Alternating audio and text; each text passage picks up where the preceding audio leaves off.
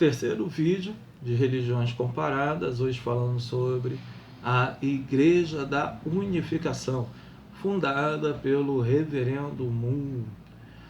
Outra declaração que acaba indo um pouco contrário, né, à teologia ocidental é que precisamos compreender que pela crucificação Deus e Jesus perderam tudo.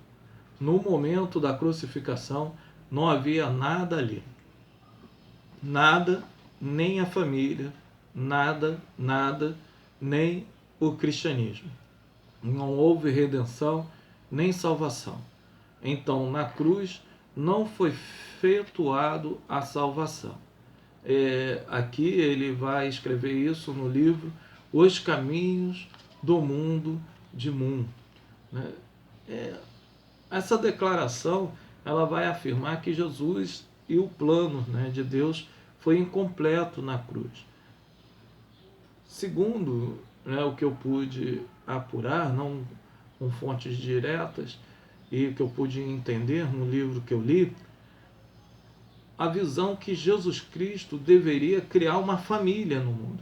E essa família iria ser completamente uma família restauradora. Como Jesus Cristo morreu, então ele não pôde dar sequência ao plano divino, que seria o plano de criar uma família.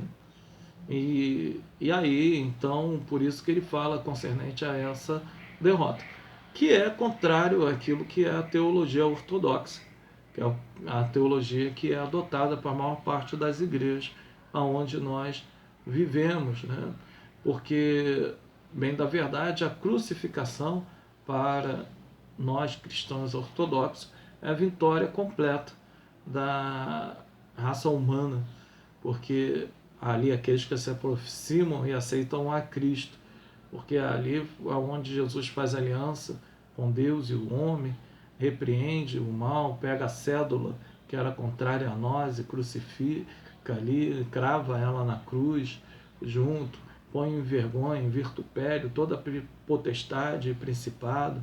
Então é nesse ponto, que nós acabamos divergindo dessa teologia.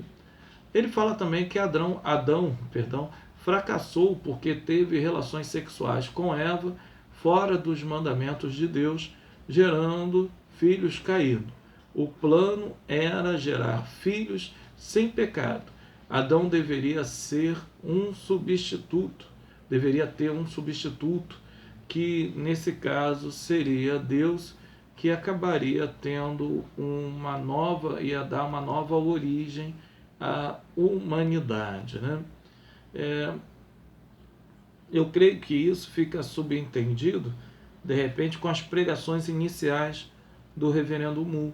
Hoje existe uma mudança dentro dessa teologia.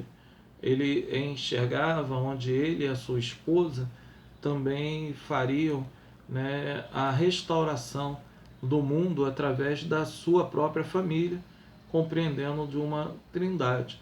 Só que no decorrer do tempo, esse tipo de pensamento dele foi ampliado, aonde cada família que respeitasse a vontade de Deus formariam uma nova trindade, ou a trindade original, e assim poderia dar ênfase ao mundo todo, uma restauração do mundo todo, aonde Deus seria criado. Contudo, a Bíblia, mais uma vez, mediante ao ensinamento ortodoxo, isso não consta, isso não é verdadeiro.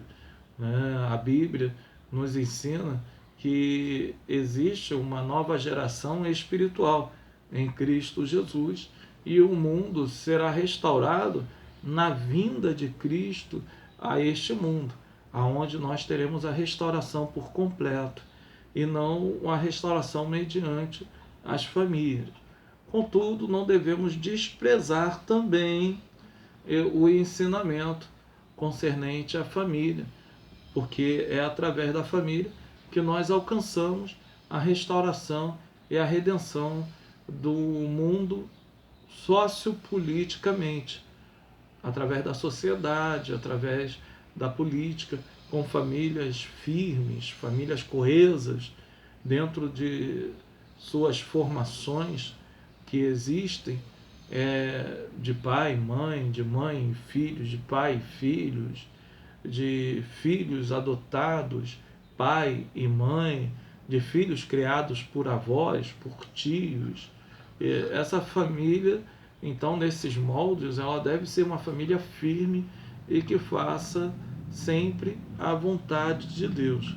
Eu excluí aqui no meu comentário, claro, as famílias constituídas por gays, porque nem o cristianismo ortodoxo e nem a Igreja da Unificação acaba considerando isto como a família dentro dos preceitos divinos. Mas no preceito sociológico, ela existe e deve ser também uma família saudável, deve ser uma família que preze pela moral, pelos bons costumes, pela educação, criando pessoas boas para o mundo.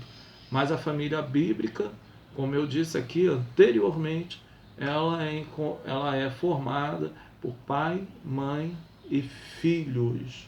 Então esta família, dentro dos moldes bíblicos, ela deve ser uma família perfeita.